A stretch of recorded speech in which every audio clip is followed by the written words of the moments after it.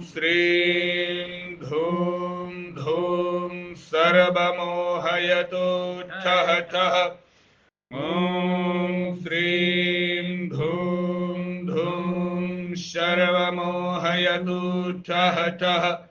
ॐ श्रीं धूं धूं सर्वमोहयतु ठः ठः।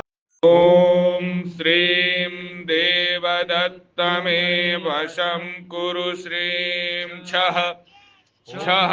ॐ श्रीं देवदत्तमे वशं कुरु श्रीं छः छः। ॐ श्रीं देवदत्तमे वशं कुरु श्रीं छः।